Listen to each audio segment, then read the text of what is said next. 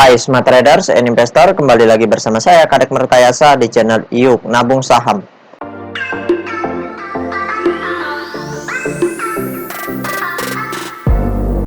Nah, di episode kali ini kita akan membahas salah satu perusahaan yang direquest oleh Xi Jinping. Kode sahamnya Segar. Nama perusahaannya yaitu PT Sumber Global Energi Tbk. Oke, untuk mempersingkat waktu kita langsung saja buka datanya di aplikasi iPod ya.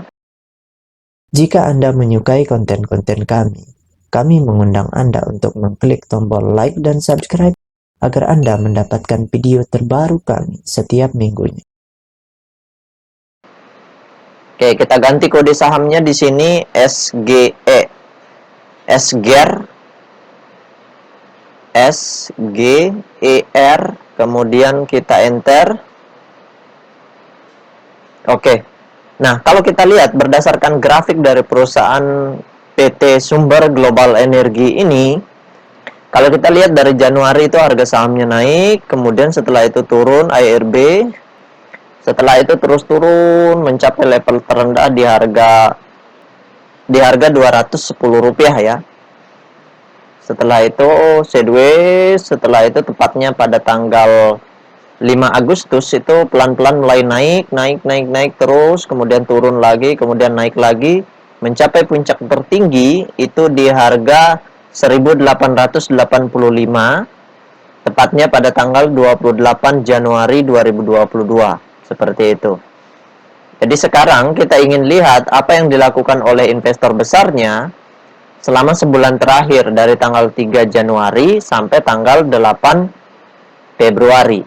Kira-kira investor besarnya ini ngapain di sini? Apakah di kenaikan ini mereka akumulasi atau justru setelah naik ini selama sebulan terakhir ini mereka sudah distribusi dalam jumlah yang besar seperti itu? Karena tidak selalu harga sahamnya naik kemudian investor besarnya akumulasi terus, tidak seperti itu ya. Justru di sini kita akan lihat apakah mereka distribusinya wajar atau justru distribusinya masif gitu. Beli 100.000 lot, jualnya 1 juta lot. Nah, itu bisa saja terjadi dan itu berbahaya kalau seperti itu. Indikasinya akan terus turun dan bisa jadi kegocap seperti itu. Jadi kita ingin lihat aksi investor besarnya di sini. Dan perlu diingat, harga saham turun juga tidak selalu distribusi. Karena kadang aksi investor besar itu bisa markdown, setelah itu setelah mereka rasa cukup murah harganya, kemudian mereka mengumpulkan lagi pelan-pelan seperti itu. Dan kalau kita tidak perhatikan aksi mereka, nah itu kita akan kehilangan peluang seperti itu. Oke, kita cek data broker summary-nya. Nah, kita langsung saja klik kolom Broksum. Setelah itu kita ganti di sini TLKM. Setelah itu kita ganti kodenya SGR. Kemudian kita mulai dari tanggal 3/01/2022 sampai tanggal 8 Februari 2022. Oke, kita show. Nah, berdasarkan data transaksi atau data broker summary dari perusahaan Sumber Global Energi ini, kalau kita hitung total lot yang dibeli dengan total lot yang dijual secara keseluruhan dengan menggunakan tools tambahan yaitu Detektor, maka dapat ditarik kesimpulan bahwasannya dari tanggal 3 Januari 2021 sampai tanggal 8 Februari 2022 itu investor besarnya melakukan aksi small distribusi. Artinya ketika indikasinya di sini small distribusi berarti markdown yang mereka lakukan ini bukan untuk menjatuhkan harga, bukan untuk merubah tren dari harga sahamnya seperti itu. Kalau masih small distribusi berarti mereka ada peluang untuk markup lagi gitu. Jadi kita ingin lihat dulu aksi mereka di sini selanjutnya ya. Di perdagangan selanjutnya kalau misalkan terindikasi bahwa mereka itu melakukan masif distribusi, barulah kita keluar.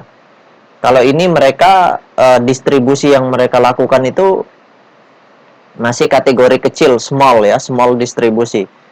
Jadi mereka masih berpeluang untuk markup lagi lebih tinggi seperti itu. Jadi perlu kita perhatikan. Oke, seperti itu kesimpulannya small distribusi. Nah, sekarang ini kita tutup dulu. Nah, sekarang kita lihat dulu data peta kepemilikannya untuk melihat seberapa besar peluang perusahaan ini untuk di-maintenance atau untuk dijaga dalam jangka panjang seperti itu.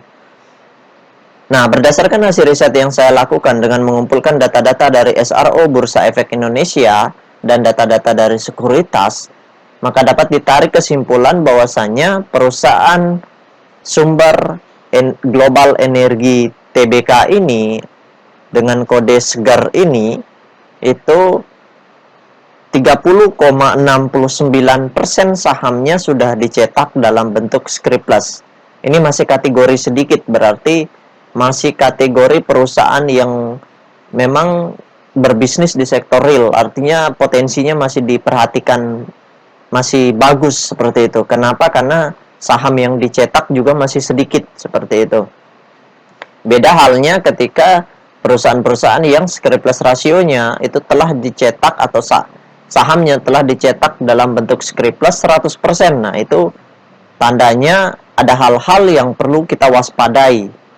Karena investor besarnya, investor pendirinya yang dirikan itu bisa saja mengguyur kita atau jualan gitu ketika melihat prospek dari perusahaannya sendiri sudah tidak menjanjikan, itu mereka bisa jual perusahaannya sepenuhnya ke publik dan itu berbahaya.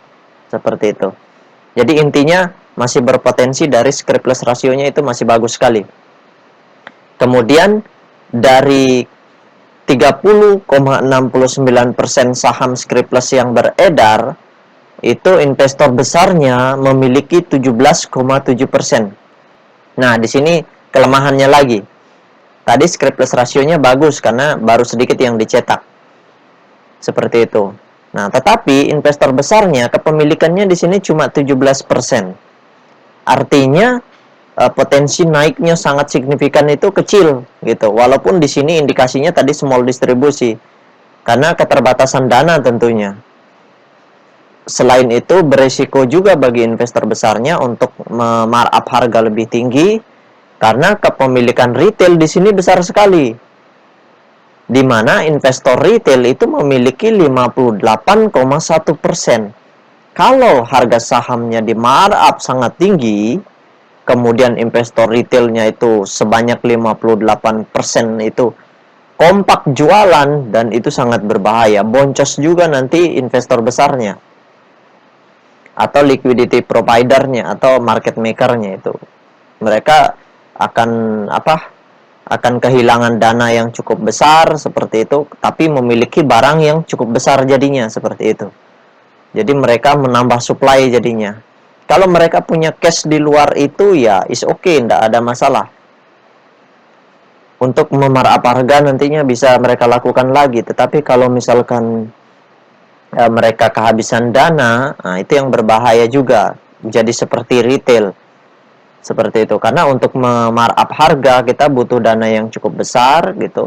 Untuk menurunkan harga kita butuh saham yang sangat besar seperti itu.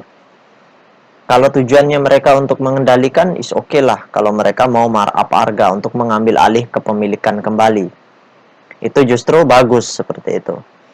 Tapi strategi mereka biasanya ini nanti akan ada right issue, kemudian saham-saham yang tidak dibeli oleh pemegang saham yang lain seperti retail ditebus, tidak mau menebus sahamnya, maka pada saat itulah investor besarnya mengambil alih kepemilikan dengan memborong semua saham yang dicetak atau saham hasil right issue seperti itu.